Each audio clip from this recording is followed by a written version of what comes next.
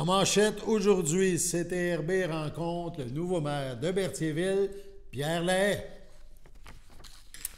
Bonjour à tous, bienvenue à votre bulletin d'information sur les ondes de CTRB, votre télévision locale et régionale, aujourd'hui le 19 septembre. Hier, CTRB a rencontré le nouveau maire de la ville de Berthierville, Pierre Lahaye. Quelques heures juste avant cette entrevue, Pierre Lahaye a été officiellement assermenté à titre de premier citoyen de Berthierville. Ça s'est déroulé à l'Hôtel de Ville. Et par après, il s'est rendu dans nos studios. Il s'agissait de la première entrevue officielle du maire de la ville de Berthierville. On vous partage ce rendez-vous avec le maire. Je suis accompagné du nouveau maire de Berthierville, Pierre Lahaye. Première entrevue officielle. Effectivement. À CTRB, sur les ondes. Tantôt, lorsque vous êtes arrivé, je vous ai demandé, avez-vous eu le temps de vous asseoir dans le fauteuil du maire? Mais pas vraiment. Dans le bureau, pas encore. Pas vraiment. Dans le fond, vous connaissez les lieux. Oui. Vous les avez déjà parcourus. Vous avez été conseiller de la ville pendant 2 ans, là. Fait que vous connaissez l'emplacement, c'est pas comme quelqu'un qui arrive et il ne sait pas où est la cafetière puis la salle de bain. Là, vous le savez déjà. Exactement, on connaît les lieux. C'est moins pire. Mais il faut quand même, je pense que c'est plus prendre connaissance de beaucoup de dossiers. Vous en aviez déjà à titre de conseiller, vous êtes au courant. Oui. Mais là, ça prend quelqu'un qui dirige ces dossiers-là, qui les font avancer, qui cible qui va travailler ces points-là. Donc, on part parfois de quelques dossiers à tous les dossiers. Là. Oui, effectivement. OK. C'est difficile de dire pour le moment, OK, tous les dossiers, parce qu'il y en a en réalité, il y en a qui sont peut-être un peu plus prioritaires que d'autres, OK? Mais je dirais qu'il y en a un peu dans toutes les situations, autant au niveau de la sécurité, au niveau de l'urbanisme, au niveau de l'habitation. On voit un peu ce qui s'est passé les derniers jours quand on regarde des reportages à la télé avec l'UMQ, M. Danfos, puis tous les enjeux qu'il y a. Mais les habitations, c'est quelque chose qu'on a une réunion aussi, il y a une réunion décidée prochainement. OK, là-dessus, avec la MRC. Fait que dans le fond, des dossiers prioritaires, là, évidemment, on approche. Là. Il va y avoir un budget à faire, oui. Ça c'est sûr, mais dans les dossiers qui ne sont pas liés là, directement à l'économie, mais qu'il faut travailler. Ils sont liés à l'économie, oui, mais dans le sens, c'est plus large. Fait que là, on n'est pas averti, on n'est pas exempté de ça, donc il y a un problème, il peut y avoir des problèmes de logement, de gens qui cherchent des logements, des fois des logements à prix plus abordables. Voilà. C'est plus ça le problème, dans le fond, un peu partout. Fait que ça, il faut se pencher là-dessus. Après, il y a le développement de la ville, pour que ça se fasse dans une certaine harmonie. On sait que le conseil municipal, ces 2 dernières années, a posé des jalons, des premiers gestes pour reviser la réglementation, le développement dans la municipalité. Puis il reste encore du potentiel à ce niveau-là. Fait que ça, c'est des dossiers, là, j'imagine qu'il faut se pencher là-dessus. Absolument, absolument. Le développement de la ville, c'est quelque chose qui est très, très important les prochaines années. Je dirais que ça va arriver. Le développement va arriver, ça, c'est un fait. Qu'est-ce qui est important, c'est le comment. Okay? Fait que, donc, les décisions qu'on en prend, c'est comment vous préparer en réalité ce développement-là. On sait que, c'est sûr que le contexte économique actuel n'est pas dans les plus favorables, mais comme toute situation économique, normalement, ça va passer éventuellement, on va passer à d'autres choses. Mais à ce moment-là, qu'est-ce qui est important, c'est d'être prêt lorsque la situation va être plus favorable. Quand le train passe, il faut être prêt. Il faut être prêt, il faut se préparer avant. C'est ça, c'est ça. Il faut être outillé pour accueillir soit des investisseurs ou des choses comme ça. Absolument. On sait que déjà, il y en a, on le sent là, depuis quelques mois, même s'il y a un éventuel ralentissement économique, mais il y a eu quand même des constructions. Là. Il y en a déjà dans Berthier qui ont été faits, dans Berthierville, puis il y en a d'autres, c'est sur le point de partir. Bien, il y a des projets qui sont en cours, qui ont des choses qui ont été déposées, mais il y a aussi, comme on dit, le contexte qui fait en sorte que ça ralentit des fois les investisseurs là-dedans. C'est ça, mais le potentiel reste là. Ah oui, absolument. Puis je peux vous dire que le potentiel va être là plus que jamais. Parce que dans le fond, dans le développement, si on parle de Montréal, on voit ça s'est développé à Repentigny, Lavaltrie, Lanoret. Les prochains, on le voit là, parce qu'il y en a des investissements à Berthierville. Je pense que c'est rendu ici, là, pas mal. Vous avez absolument raison. C'est là que ça va se passer. Puis il y a une remarque, j'étais justement une petite anecdote rapide avec, j'ai rencontré en juillet au début d'août, un promoteur, puis il me faisait la remarque en réalité que, puis je n'avais pas nécessairement vu ça de cet angle-là, mais on parle, comme vous dites, souvent on va dire, bon, c'est le Montréal, les banlieues qui débordent, l'Assomption, la Valtrie, et on est rendu à Berthier. Mais lui, il me disait que les annonces qui ont été faites c'est par GM et Ford dans le parc industriel de Bécancour vont avoir un impact. Sur l'autre sens. Sur l'autre sens. Fait que donc, est-ce qu'il y a un potentiel pour le développement de la ville? Bien, quand les promoteurs te disent ça, c'est que oui, il y a définitivement, il va y avoir un gros potentiel. Puis je reviens à dire ce que je disais tantôt, ça va être le comment qu'on va le faire qui va être très, très important. On parle aussi, évidemment, comment, puis aussi comment expliquer ce qu'on veut faire aux gens. Mm-hmm. On a eu l'exemple il y a quelques mois, c'est tout récent, le projet de l'Arena qui finalement s'est pas réalisé comme le conseil pensait ou souhaitait ou travaillait dans le sens. C'est un petit peu aussi, c'est pas une leçon, mais on apprend aussi de la façon dont on explique, on présente, ou tout ça. Je pense que aujourd'hui, c'est important de bien communiquer ces choses-là, parce que souvent, ça part vous avez sur tous les sens. Vous avez absolument raison. Ça, c'est important de donner, d'expliquer la vision, en réalité, qu'on peut avoir aussi. Et qu'est-ce que ça peut amener? Parce que des fois, c'est pas dans les médias à ce moment-là. Pierre Lahaye, c'est quelqu'un qui aime travailler en équipe avec les gens? Oui, avec les gens, oui. OK. Oui, j'ai toujours été quelqu'un d'équipe. OK. Fait que, pour moi, c'est très, très important de travailler en équipe puis d'avoir justement le feedback en réalité des gens. C'est bon. Est-ce qu'il y a dans le fond, depuis 2 ans conseiller, ça vous a les dossiers, vous avez un petit peu nagé dans cette piscine municipale. Mm-hmm. Comment vous voyez, c'est une expérience, c'est de l'acquis, ça? On ne part pas à zéro à ce moment-là. Bien, je pense que c'est justement, qu'est-ce qui arrive, c'est qu'il y a une certaine connaissance en réalité au niveau des dossiers. On a eu le temps de se mettre au courant de ces dossiers-là. Fait que, je pense que c'est important. En réalité, je faisais l'analogie à la dernière fois qu'on s'est rencontrés. C'est comme quelqu'un qui part de la Ligue junior majeure. Il fait de l'américaine. C'est toujours mieux de passer cette étape-là avant de tomber, de faire le saut de la Ligue nationale. Il faut prendre des bouchées une à une. Ben, c'est important de connaître justement les dossiers puis se mettre au courant de ça. Dans le fond, là, il y a des défis en plus qui sont provinciales. Là, on en a parlé tantôt, l'habitation, exemple. Là. Mais on arrive, un nouveau maire, on arrive avec l'inflation, les taux d'intérêt. C'est tous des outils de moins pour travailler, mais c'est des obstacles un peu. Là. La pénurie de main-d'œuvre.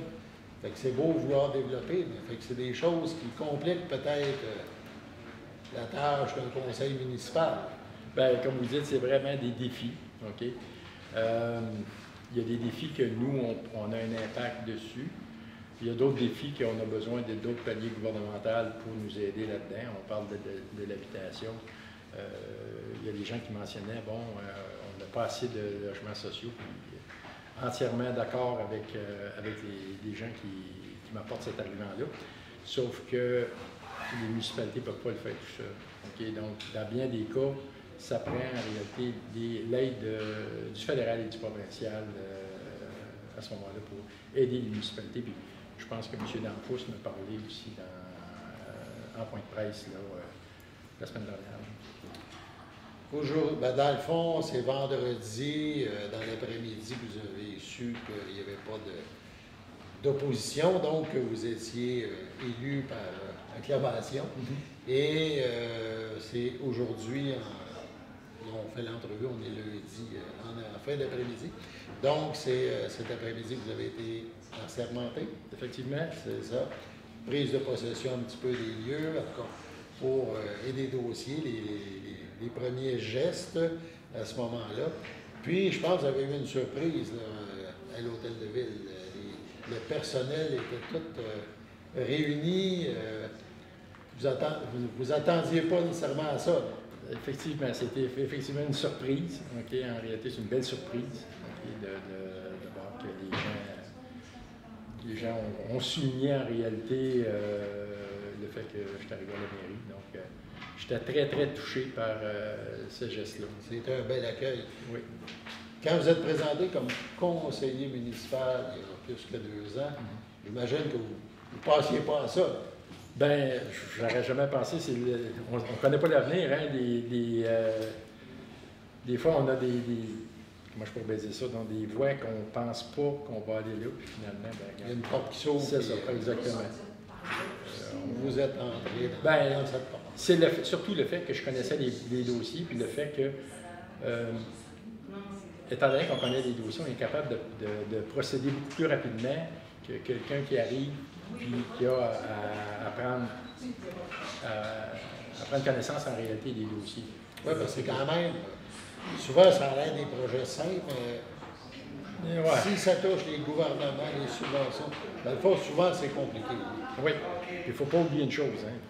Les décisions qui ont été prises hier, OK, antécédents, ont des répercussions aujourd'hui. Les décisions qu'on prend aujourd'hui vont avoir des impacts demain. Donc, et dans les années à venir. Donc, c'est très, très important. C'est très sérieux de prendre... Il faut essayer d'avoir une vision à moyen et long terme pour faire avancer des gros bateaux comme des municipalités. Absolument. On vous remercie pour cette première entrevue accordée à CTRB. On vous souhaite un beau succès pour la fin du mandat, les 2 ans qui restent. Et évidemment, on va se revoir sûrement au prochain lundi, où il y aura la séance du Conseil. Donc, félicitations encore et merci d'être passé dans nos studios. Merci beaucoup. Au plaisir.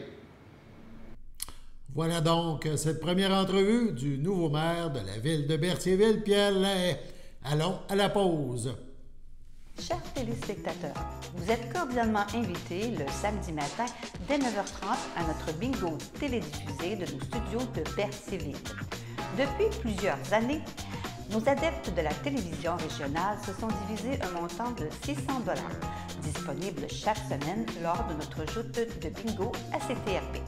Un amical animateur et ses joyeux compères, dont un technicien et 2 bénévoles, partagent tour à tour cette émission dans le but de vous agrémenter durant 60 minutes. Un moment de plaisir qui pourrait s'avérer payant pour vous.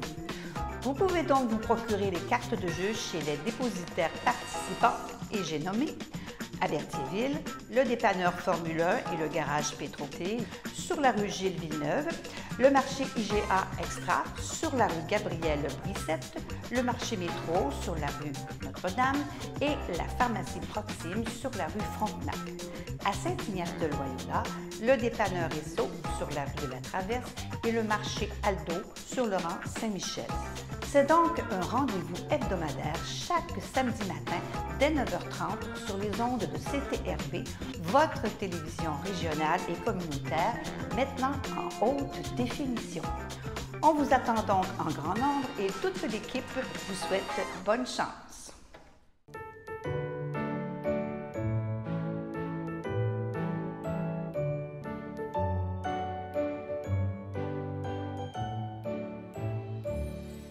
En ce 19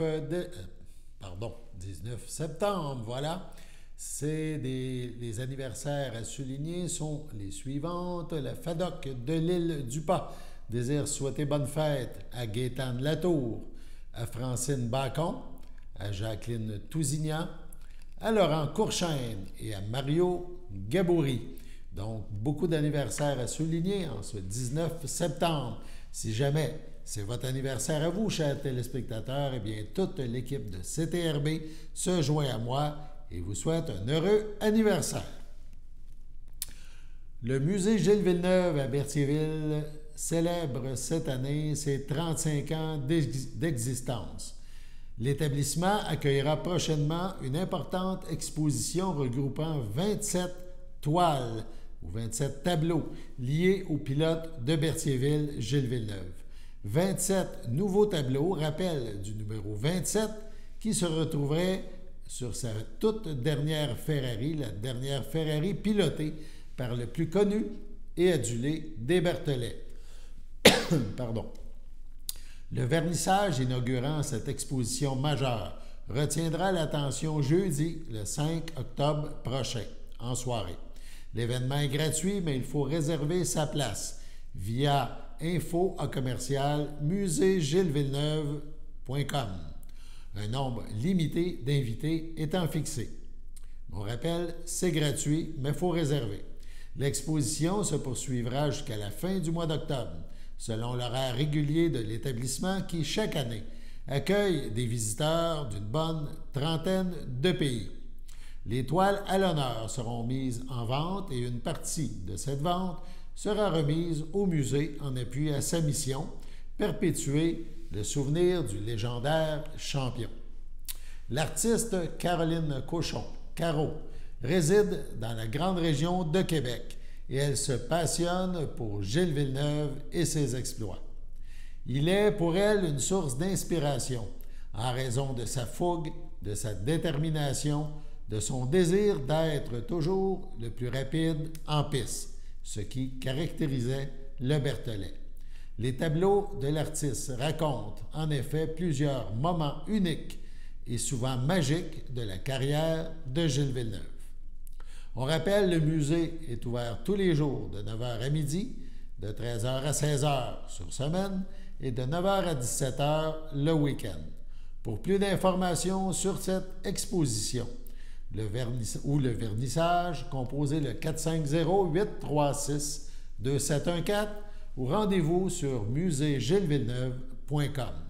Pour mieux connaître l'artiste de talent qui exposera ses toiles au musée Gilles Villeneuve, visitez le site carolinecochon.com, C-A-R-O-L-Y-N-E, cochon.com. La belle saison étant maintenant derrière, la maison Louis Cyr passe à son horaire d'automne. C'est à Saint-Jean-de-Matha.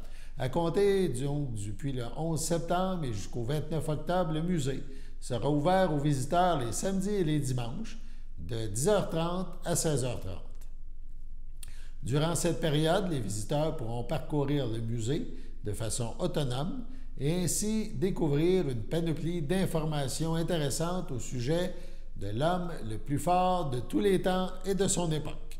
Présentées de façon ludique et interactive, les deux expositions principales de la maison Louis Cyr regorgent de surprises, de diversité et de révélations historiques sur l'homme fort. Une expérience unique où les seuls prérequis sont l'intérêt pour la découverte et la curiosité. La visite de la maison Louis Cyr inclut également une activité immersive grâce à des casques de réalité virtuelle dispersés aux quatre coins du musée. En les enfilant, les visiteurs y voient apparaître un guide qui fournit des détails supplémentaires relativement à la section où ils se trouvent. Qui sait, peut-être est-il même possible d'y faire revivre l'homme fort. La visite virtuelle permet à tous de découvrir l'authentique maison Louis Cyr dans le confort de son chez-soi.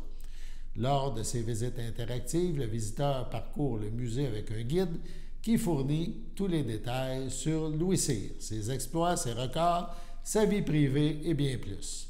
Adapté à tous les groupes d'âge, ce nouvel outil représente une alternative différente et amusante voire même complémentaire à la visite du musée lui-même. Pour en savoir davantage au sujet de la maison Louis Cyr et de ses activités, on visite le site web de ce musée Lanaudois. Le conseil 29-28 des Chevaliers de Colomb de Berthier était très fier de remettre un certificat de reconnaissance partenariat à Robert Godard, gérant du Métro Plus Boucher de Berthierville, le grand chevalier du conseil. Donc, c'était remis par le grand chevalier du conseil pour remercier le responsable du métro Berthier pour son implication. Donc, sur la photo, on a pu voir Yvan Berthiaume, le député grand chevalier, Gilles Pelletier, donc le grand chevalier, Robert Godard du métro Berthierville et Michel Puffal, intendant chez les Chevaliers de Colomb. Sur ce, on passe à la pause. Connaissez-vous notre frigo partage? C'est un frigo qui permet de lutter contre la faim et de contrer le gaspillage alimentaire. Les personnes peuvent se servir gratuitement selon leurs besoins. Nous avons besoin de vous pour le remplir. Nous acceptons les fruits, les légumes, les cannages, les produits céréaliers, les produits laitiers et les denrées non périssables. Nous n'acceptons pas les plats cuisinés à la maison, les produits déjà ouverts, les produits périmés, l'alcool, la viande et le poisson. Nous sommes ouverts du mardi au vendredi de 13h à 16h et les jeudis jusqu'à 18h30. Le frigo est situé à l'intérieur de notre comptoir meuble au 555 rue Montcalm en passant par le stationnement. Pour plus d'informations, contactez Stéphanie Ross 450-836-6966 au poste 1. Suivez-nous sur Facebook.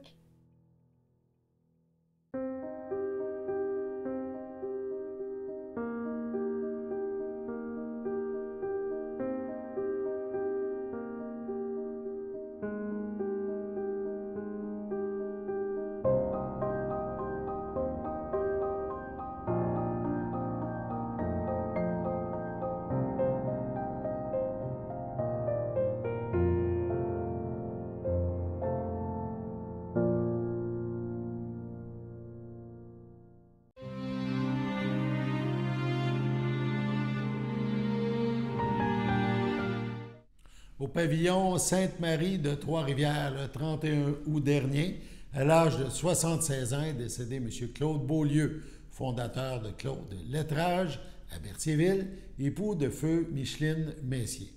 Il laisse dans le deuil ses enfants Éric Beaulieu et Karine Beaulieu, Jean-Noël Gervais, ainsi que ses petits-enfants William, Luna, Maë, Maëlie, Annabelle et Léa Rose.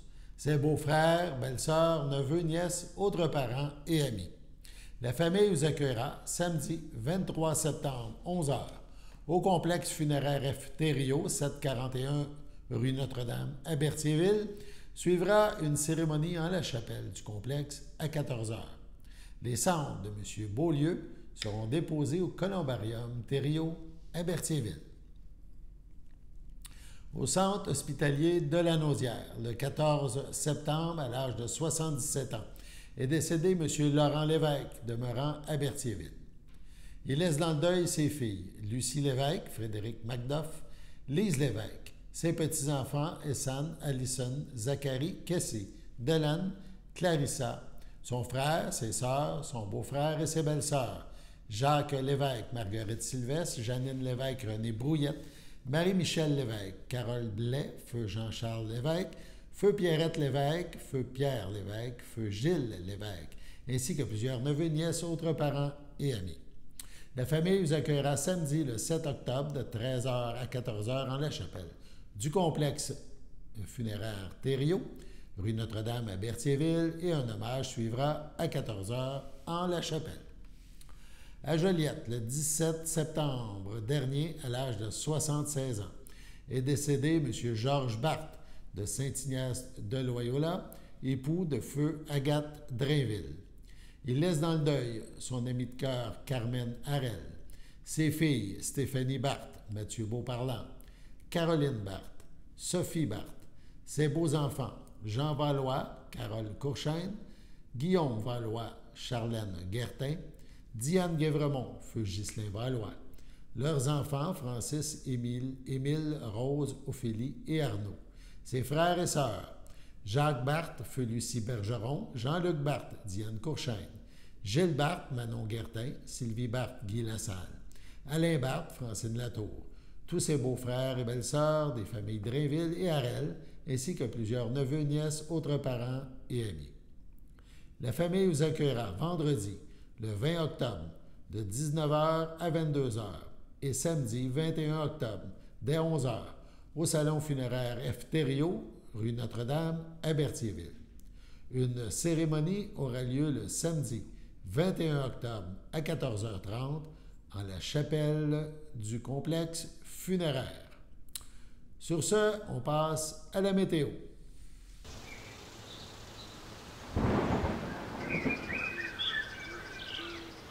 Bienvenue à votre météo de cette semaine. Aujourd'hui, mardi après-midi, ce sera des averses, une température de 15 et un temps ressenti de 15. Environ 5 mm de pluie. Mardi soir, ce sera des passages nuageux, une température de 15, un temps ressenti de 15. Mardi nuit, ce sera généralement dégagé, une température de 12, un temps ressenti de 11. Mercredi matin, c'est ensoleillé avec passage nuageux, une température de 12, un temps ressenti de 12. Mercredi après-midi, ce sera un ciel variable, température de 21, un temps ressenti de 21. Mercredi soir, ce sera dégagé, une température de 15, un temps ressenti de 14. Et voilà, c'était tout pour votre météo. On rappelle en terminant, on vous a parlé du nouveau maire de Berthierville en début de bulletin, mais on vous rappelle qu'il y a un avis public a été émis pour un scrutin au poste du district numéro 3 pour un poste de conseiller ou conseillère. Dans ce cas-ci, ça sera conseiller puisque 2 candidats s'affrontent. On parle de Claude Frappier et de Patrick Plante. Donc, le jour du scrutin est prévu pour dimanche le 15 octobre de 10h à 20h. Ça se déroulera à l'Hôtel de Ville sur la rue Montcalm à Berthierville. Il y aura une journée de vote par anticipation dimanche le 8 octobre de midi à 20h, toujours à l'Hôtel de Ville, 588 rue Montcalm. Donc, les gens du district numéro 3, du quartier 3 à Berthierville, sont invités à se prononcer. Voilà, c'était votre bulletin d'information sur les ondes de CTRB, votre télévision locale et régionale, en ce 19 septembre. À demain et bonne fin de journée.